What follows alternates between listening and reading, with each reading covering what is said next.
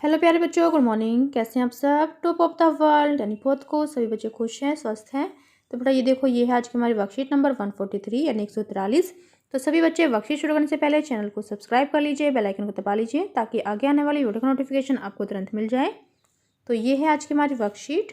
आपको पता है हमें पहले क्या करना है। सबसे पहले स्टूडेंट्स नेम, सभी बच्चे अपना नाम लिखेंगे। यहाँ लिखेंगे टीचर्स नेम, अपने अध्यापक का नाम। ये हमारे क्लास 3 के बच्चों के लिए वर्कशीट है। यहाँ लिखेंगे अपना सेक्शन ए, बी या सी, जो भी आपका सेक्शन हो। ये हमारी वर्कशीट नंबर 143 यानी 143। क्या डेट है? 29 दिसंबर 2020। ये हमारी मैथमेटिक्स वर्कशीट है। Related learning outcome, outcome learning से related estimate and measures length and distance using standard unit. मानक इकाइयों का उपयोग करके लंबाई और दूरी का अनुमान लगाता है। तो चलिए देखते हैं आज का हमारा टॉपिक, स्केल। स्केल का इस्तेमाल। आप सभी के पास स्केल होगा, तो सभी बच्चों को आज स्केल का इस्तेमाल करना है। तो आपने अब तक अपनी छोटी नापदंडी से बहुत सारी चीज़ें नापी। आओ आज नापदंडी में नंबर लिखें।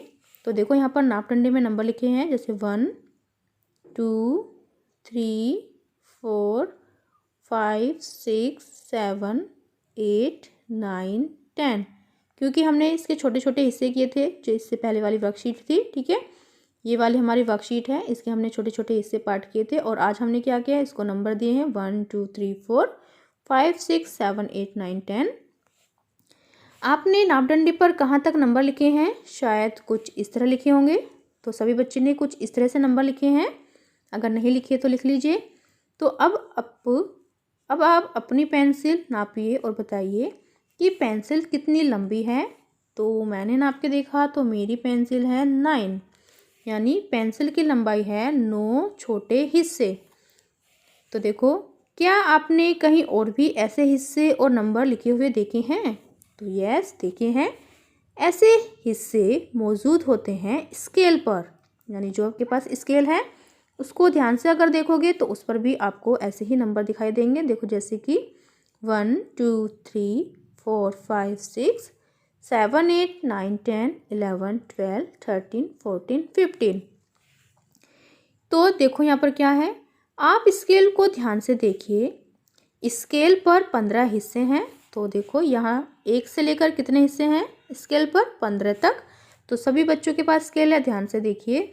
ऐसे एक स्केल से दूसरे हिस्से तक की दूरी को 1 सेंटीमीटर कहते हैं। तो यहाँ से लेकर यहाँ तक कितना? 1 सेंटीमीटर। फिर यहाँ से लेकर 1 से लेकर 2 तक 1 सेंटीमीटर। फिर 2 से लेकर 3 तक 1 सेंटीमीटर। फिर 3 से लेकर 4 तक 4 सेंटीमीटर। तो यानी जो हमारा स्केल है वो कितने सेंटीमीटर का हुआ? वो हुआ 15 सेंटीमीटर का, क्योंकि 15 तक नंबर है तो कितने हो गए? 15 सेंटीमीटर। तो अब आप स्केल से अपनी उसी पेंसिल को नापिए। हमने भी स्केल की मदद से एक पेंसिल को नापा है। तो देखो, यहाँ से लेकर 1 सेंटीमीटर, फिर 2, फिर 3 4 5 6 7 8।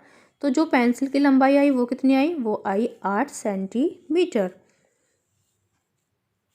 तो आपको भी ऐसे ही अपनी पेंसिल नाप के देखनी है। तो जो यहाँ पर अपने स्केल से जो लंबाई आई है वो 8 सेंटीमीटर आई है।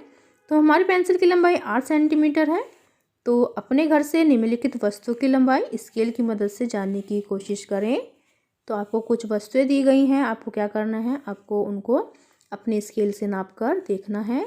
तो जैसे पेंसिल, गणित की किताब, स्कूल की डायरी, हाथ की सबसे बड़ी उंगली। तो किससे नापनी है? स्केल से नापनी है। तो देखो, मैंने नाप के देखी तो मेरी जो पेंसिल है वो आई 12 सेंटीमीटर। तो मैं यहाँ लिखूँगी 12, यानी 12 सेंटीमीटर। जो गणित की किताब है वो मेरी आई 20 सेंटीमीटर, यानी 20 सेंटीमीटर। और जो मेरी स्कूल की डायरी है वो मैंने नाप के देखी, वो आई मेरी 18 सेंटीमीटर, यानी 18 सेंटीमीटर। और जो हाथ की सबसे बड़ी उंगली है वो मेरी आई 3 सेंटीमीटर, यानी 3 सेंटीमीटर। ठीक है, क्या आपने मीटर के बारे में सुना है? यस। तो आपकी मम्मी की साड़ी, घर के पर्दे जैसी लंबी चीज़ों को मीटर में नापा जाता है। जब 100 सेंटीमीटर इकट्ठे हो जाते हैं तो वे 1 मीटर के बराबर होते हैं। यानी 100 सेंटीमीटर बराबर कितना होता है? 1 मीटर, 100 सेंटीमीटर बराबर 1 मीटर।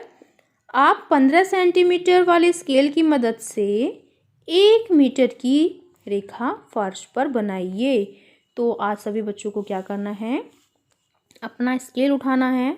तो जैसे ये हो गया हमारा स्केल, ये हो गया 15 सेंटीमीटर यहाँ, फिर 15 सेंटीमीटर यहाँ, फिर 15 यहाँ, फिर 15 यहाँ, फिर 15 यहाँ। तो कितना हो गया, 15, 30,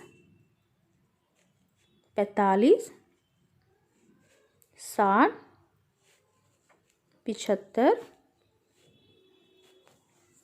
फिर 15 यहाँ पर, फिर 90 हो जाएंगे, फिर 15 यहाँ पर, फिर ये हो जाएंगे हमारे 105। तो हमें क्या करना है, सिर्फ हमें कितने मीटर की, 1 मीटर की रेखा खींचनी है। तो यानी हमने यहाँ पर निशान लगाया, तो ये हो गए हमारे यहाँ पर जैसे 100। तो हमने अभी एक मीटर की लाइन खींची ऐसे, यहाँ से लेकर यहाँ तक। तो सभी बच्चे अपने स्केल से ऐसे ही लाइन खींचेंगे, ठीक है। आपको समझ में आ ही गया होगा कि कैसे खींचनी है।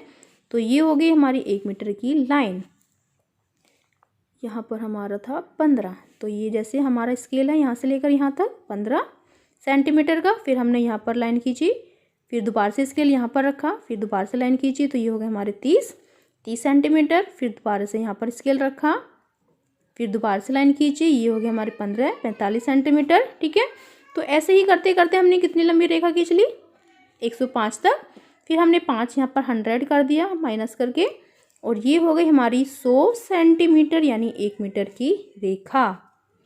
फिर नेक्स्ट देखो बेटा क्या है, कोविड के अभिभावकों के लिए सुझाव। बच्चों से बातचीत करें कि उन्होंने स्केल और कहाँ देखा है, जैसे दर्जी की दुकान में, बच्चों के डॉक्टर के क्लिनिक में आदि, और वहाँ स्केल किस काम आता है। कोविड के संदर्भ में उचित व्यवहार संबंधी संदेश। कोविड-19 के विरुद्ध लड़ाई में सुरक्षित रहने के लिए मास्क पहने। तो बेटा ये थी आज की हमारी वर्कशीट। सभी बच्चे इसका रिप्लाई करेंगे। मिलते हैं कल नई वर्कशीट के साथ। आपका दिन शुभ हो। Have a nice day. Bye bye बेटा। वीडियो को लाइक कीजिए, सभी दोस्तों के साथ शेयर कीजिए। Thank you.